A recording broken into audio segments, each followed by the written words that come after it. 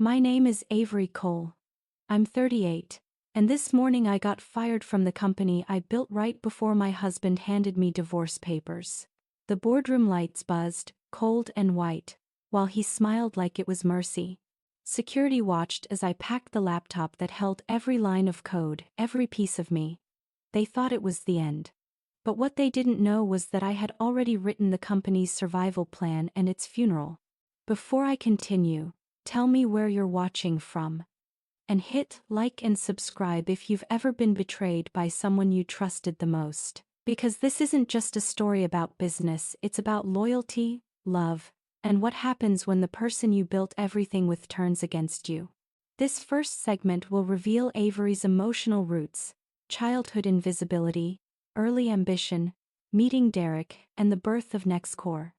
It sets the emotional wound and the tone of inevitability. When I was 9, my mom used to say, "Let the boys talk, Avery. Smart girls listen." I listened so hard I nearly disappeared.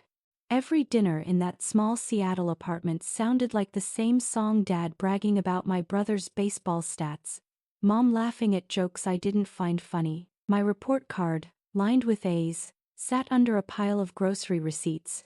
I swallowed the hurt like dry toast. Back then, I thought if I worked hard enough, they'd finally see me. Instead, I learned something else: silence gets mistaken for strength. By 20, I was coding for a cybersecurity firm full of men who used words like kiddo and sweetheart when they needed something fixed. I didn't argue. I documented everything, every patch, every solution, every clever workaround they'd later pretend was theirs. The code didn't lie. It knew who wrote it. Then one night, a man stopped by my desk. He had a messy tie, a confident grin, and that kind of restless charm that makes people lean closer before they realize they should step back. "Derek Shaw," he said, holding out a hand. "You look like the only one here who knows how to make things work." That line should have been a red flag. Instead, I laughed. He wasn't wrong, I did make things work. Systems, problems, even people. Derek was all pitch decks and promises. I was logic and syntax. He said he needed a partner.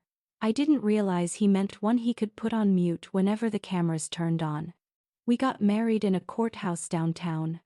Rain streaked the windows like someone had smeared the sky. Derek wore a navy suit that didn't fit quite right, and I still had my office badge clipped to my blazer. The clerk asked what brought us together, and he said, "A startup." We laughed, but he wasn't joking. Our first office was a garage that smelled like burnt coffee and cold pizza. NextCore wasn't even a name yet, just 2 laptops, one dream, and a shared belief that we could outsmart the world. I wrote the first line of code sitting on the concrete floor, using a space heater for company. Derek handled clients, investors, marketing. He had charisma. I had precision. Together, we looked unstoppable. In the beginning, he did care, or he acted like he did. Nights blurred into mornings as we shared noodles out of the same carton, arguing about features and risk models. He'd look at me and say, "You're the brain. I'm just the mouthpiece." I thought that was love. The first contract we landed came from a small bank terrified of ransomware. I built them a predictive defense model overnight, and it worked. They called it genius. Derek called a press conference. He took the stage in a rented blazer, telling the crowd how his company had created something revolutionary. My name appeared in 6-point font at the bottom of the slide. I told myself it didn't matter. The product mattered. The success was ours. But people started saying, "Derek's company." I have distivation our lease talked. It's funny how a word can cut deeper than a knife. Ours became his so gradually I didn't even notice the ownership slipping through my fingers. Then came Sloane Parker. She joined as head of operations MBA, perfect posture, always 2 steps behind Derek like a shadow that smiled. "You must be Avery," she said on her first day, handing me a cookie wrapped in cellophane. "I've heard so much about you." The cookie was too sweet. So was she. At first, I didn't see it. She organized meetings, color-coded schedules, made Derek look more polished. I figured she was just efficient. Then one night I walked past Derek's office and heard laughter, low, intimate, not business laughter. I froze. When I pushed the door open, they were standing apart, but the air between them said everything. Derek looked up, startled but smooth. "We were just going over the quarterly numbers," he said. I nodded, pretending to believe him. Silence was still my armor. Later, in bed, I stared at the ceiling and told myself I was imagining it. I had a product launch to finish, deadlines to meet. Feelings could wait. But the truth has a way of coding itself into every file you touch. It lingers, waiting to execute at the worst time. By year 3, Nextcore had outgrown the garage. We moved into a glass tower downtown with chrome desks and a panoramic view of the city I used to dream about. I should have felt proud. Instead, I felt invisible. Meetings happened without me. Derek began saying things like, "Let me simplify this," before paraphrasing my technical explanations into marketing buzzwords. "We predict cyber attacks before they happen." He'd beam at investors. I'd stand behind him, smiling while my stomach twisted. That's when I realized he didn't want a partner. He wanted a prop. The night everything changed started quietly. Seattle rain. As usual, tapping like Morse code on my office window. It was 1:47 a.m. The glow of my monitors made the walls look like they were breathing. My coffee had gone cold an hour ago. But I didn't care. I was inside the code, deep in the rhythm only I understood. Then a red flag blinked across the screen. Unusual probe traffic targeting one of our biggest clients, Harborgate Capital. It wasn't an ordinary attack pattern. It was predictive, adaptive, learning from every defense it hit. My pulse quickened. I traced it, built countermeasures, and by 2:12 a.m., I knew exactly what was coming. 17 separate breach attempts would hit their system at 8:24 a.m. Eastern Time, synchronized like a symphony of chaos.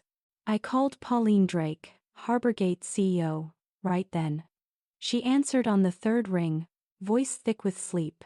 "Pauline, it's Avery from Nextcore. You need to get your team online now." "What?" "It's 2 in the morning. You're about to be attacked. Check your Singapore and London nodes."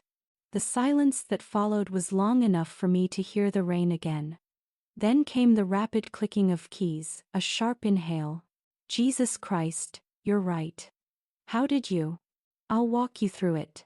We worked for hours, patching vulnerabilities, rerouting data flow, deploying adaptive firewalls I coded on the fly. When the attack came, it slammed into our defenses and shattered. Harborgate didn't lose a single byte. Pauline called me a genius. Derek called a press conference. By 9 a.m., he was in front of cameras explaining his company's revolutionary predictive defense model. "Thanks to our visionary leadership," he said, "Harborgate stayed safe." I stood off camera, hair tied back, eyes burning. My name wasn't mentioned once. I went home that night to our sleek house in the suburbs, a house that felt less like home and more like a showroom. Derek was already there, sipping wine, watching himself on the local business segment. He turned to me with that easy smile that used to melt me. "You should be proud," he said. "We're unstoppable." "We." That word again. I poured myself a drink and said nothing. The glass trembled slightly in my hand. Days passed, but the bitterness didn't fade. Every time I walked through the office, people greeted Derek like a savior. "Brilliant leadership," they said. "Incredible foresight." No one mentioned the woman who'd spent the night saving the company. Then came the board meeting I wasn't invited to. That had never happened before. When I asked Derek about it, he said, "It's just finances. Nothing technical. Don't take it personally." But I did. I always did. A week later, I found the first inconsistency in our financial reports. A consulting fee. Vector North LLC. $52,000. I didn't recognize the vendor. I checked the database, no project linked to that payment. Another one, Millennium Integrators Inc., $31,000. $500. Same story. I looked up the registration records. Both companies were shells listed under the same P.O. box in Boise, Idaho. It didn't make sense until it did. I confronted Derek the next morning. Where's the money going? He didn't even look up from his laptop. Routine consulting. Why are you digging through financials? I'm the co-founder. I have every right. He sighed. Avery, you're brilliant, but you're not a business person. Let me handle it. I'm not asking. He finally met my eyes, and what I saw there scared me. Calculated calm. The kind people use when they're deciding how to rewrite a story. That night, I lay awake beside him, listening to his steady breathing. The man I'd built a company with was turning into someone I couldn't read. Someone who thought control was love and manipulation was leadership. Dr. Leela Chen, my therapist, was the first to say the word gaslighting. You're not crazy, she told me. He's rewriting your reality. That's what people like him do when they feel threatened. I nodded, but the words didn't sink in right away. I still thought I could fix it. I always thought I could fix things. A week later, everything clicked. I was walking past Sloane's office when I saw her laptop open. An email thread glowed on the screen. The subject line read, "Restructure after she's out." My heart dropped. I didn't mean to read it, but curiosity is a survival instinct when you're being erased. I scrolled. Jacob, no, Derek had written. Board's ready. Once Avery's out, we can finalize new leadership. Sloane replied, I'll have HR prepare the documentation. Narrative of instability already in motion. The words hit harder than any physical blow. Narrative of instability. That's what they'd been doing. Every missed lunch, every late-night email, every moment I'd pushed back, they were documenting it. Building a case. I took photos of every email, every signature, every timestamp. My hands shook, but the camera clicks were steady. 23 photos. Proof that I wasn't losing my mind. That night, I drove home in silence, gripping the steering wheel until my knuckles went white. When Derek kissed my cheek, I didn't flinch.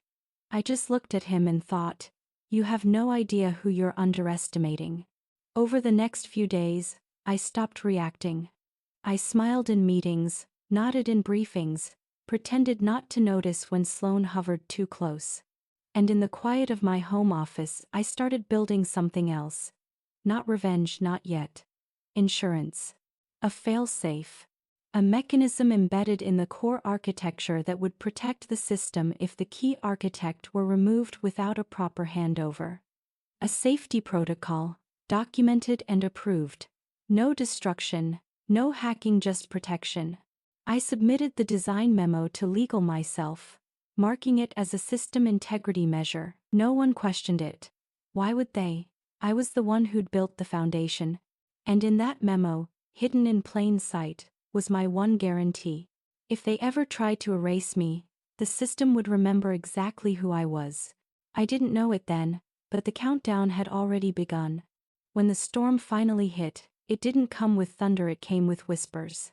It started small, a few glances in the hallway that lingered too long, Slack messages that went quiet when I entered a thread. Someone told me HR was collecting performance notes. I laughed at first. My work was airtight, my code bulletproof. But rumors move faster than logic. Nate Kim from HR avoided eye contact when I stopped by his desk. It's just standard documentation, he stammered. For compliance. Compliance for what? He swallowed. Nothing personal, Avery. Nothing personal, 2 words that always precede betrayal. By then, Sloane had become Derek's second voice. She led team meetings I wasn't invited to, revised policy drafts that subtly limited my access. I found out about a new reporting structure from an intern who asked me who she should send updates to, me or Sloane. That night, I opened my email to find a calendar invite titled, Leadership Alignment Discussion, Optional.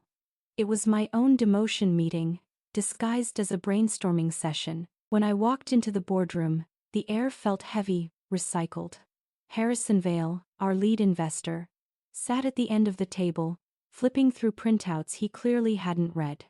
Avery, he said warmly, you've done extraordinary work. Derek tells me you've been under a lot of pressure. I glanced at Derek. He looked the picture of concern. We just want to make sure you're supported, he added. Your intensity is part of your genius. But maybe it's time to balance things. Balance things, I repeated. You mean step back. Temporarily, Sloane said smoothly. For your own well-being. They were trying to make it sound like compassion, but the walls were closing in. I kept my voice level. You're suggesting I take a leave from the company I built. Harrison shifted uncomfortably. Founders burn out all the time. You're invaluable, but you've already been convinced I'm unstable. No one met my eyes. That night, I called Dr. Leela again. I told her what happened. She sighed softly. They're cornering you, she said. They'll make you look irrational so any defense you give sounds like proof. So what do? You stay calm. Document everything. When they pull the trigger, you make sure it backfires.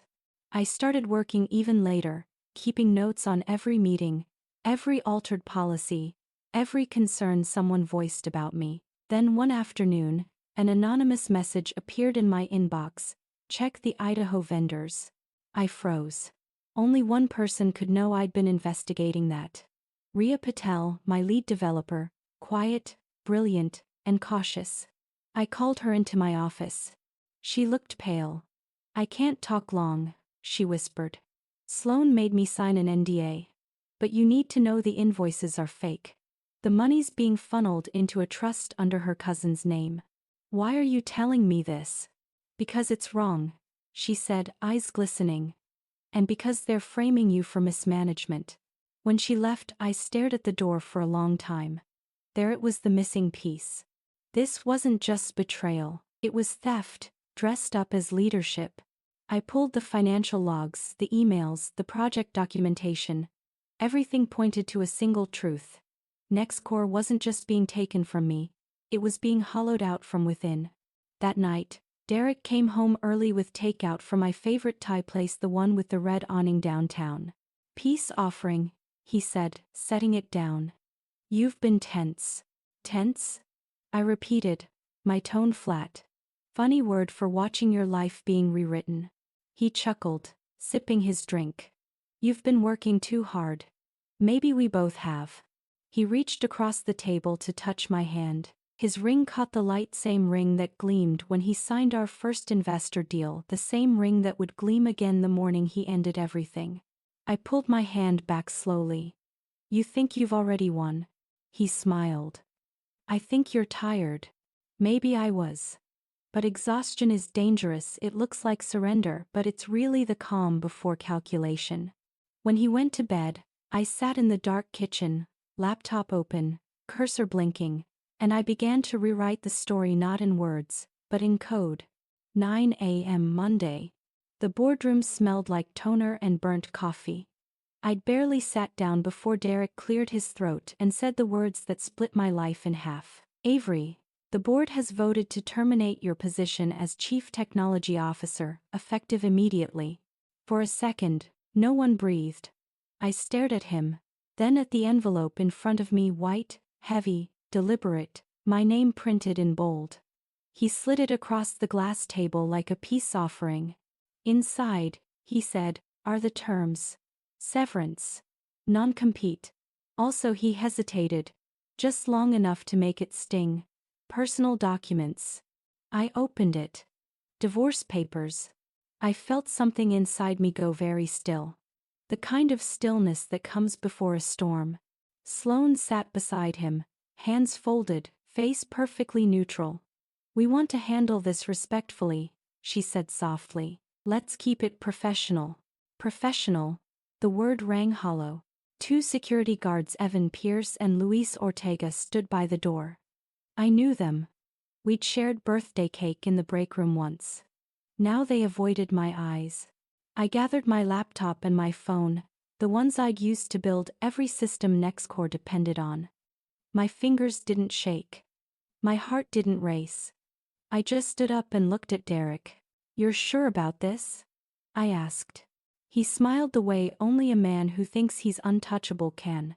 "It's for the best, Avery. You'll thank me later." I almost laughed. Instead, I nodded and walked out. The elevator ride down felt endless. I could see my reflection in the mirrored walls, calm, composed, almost peaceful. But as the doors opened and I stepped into the lobby, my phone buzzed. 9:10 a.m. The countdown. 10 minutes after my access was revoked, the system's failsafe would activate automatically. I'd built it months ago, documented, legal, approved. It wasn't sabotage, it was safety. A protective measure designed to trigger if the key architect was removed without proper handover. The board had skipped the protocol. Derek had wanted me out fast. They'd done this to themselves. Upstairs, lights began to flicker. The giant display wall showing client dashboards froze mid-refresh. A second later, a red banner crawled across the screens, safe mode throttling engaged. I didn't have to see it to know what was happening. The system was locking down, prioritizing integrity over speed, rerouting traffic, spinning logs faster than anyone could read them. Servers weren't crashing, they were protecting themselves. But to the untrained eye, it looked catastrophic. By 9:13, calls flooded in from clients. By 9:14, the front desk phones were ringing nonstop. By 9:16, reporters outside were already tweeting about a possible next core outage. And by 9:20, the lobby was chaos. I stood by the glass doors, watching as executives sprinted between elevators and phones. Sloane's heels clicked frantically across the marble floor. Derek stormed out of the elevator, face flushed. "What did you do?" he shouted. "Nothing," I said calmly. "The system's protecting itself. You should have read the documentation before firing me." "You're bluffing." "Am I?"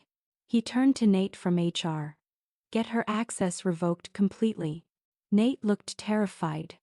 "It already is." The lights flickered again, screens flashing amber and white. The company that promised to predict disasters had just walked into one it couldn't understand. At 9:22, I got a call. Pauline Drake from Harborgate. "Avery, what the hell is going on over there?" I exhaled slowly. "A reminder," I said. "That integrity should never be optional." Reporters had gathered outside by then, cameras reflecting off the glass. Derek tried to push past me to make a statement, but I blocked his way. "Don't," I said quietly. "The more you talk, the faster this spreads." He stared at me, eyes wild, disbelief mixing with fear. "You think you've won?" I tilted my head.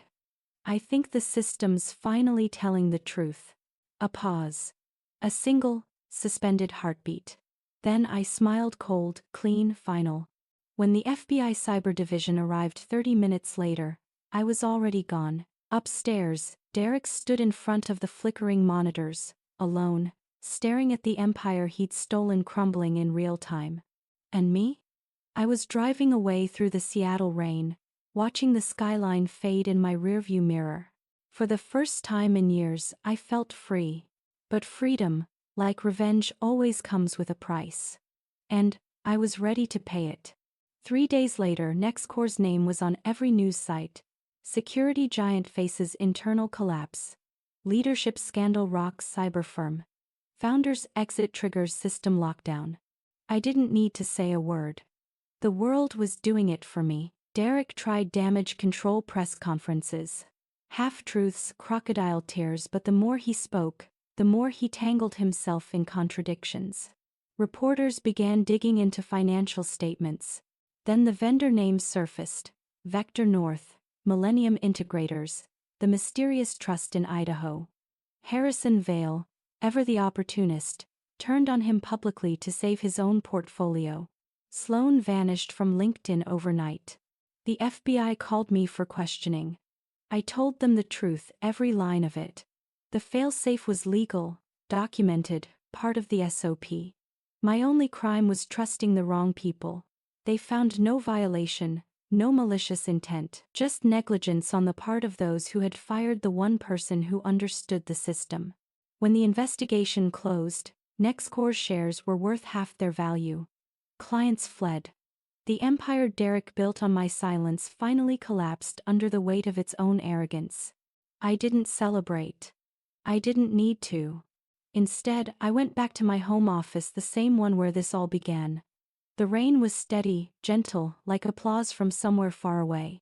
I plugged in an old USB drive, the forensic key. Inside were logs, signatures, watermarks, proof that every algorithm, every safeguard, every success was mine. Not for revenge, but for record. For truth. Then I drafted a short email to Derek. You have my conditions. 48% equity. Full technical veto. And silence. Yours. Not mine. I didn't hit send yet.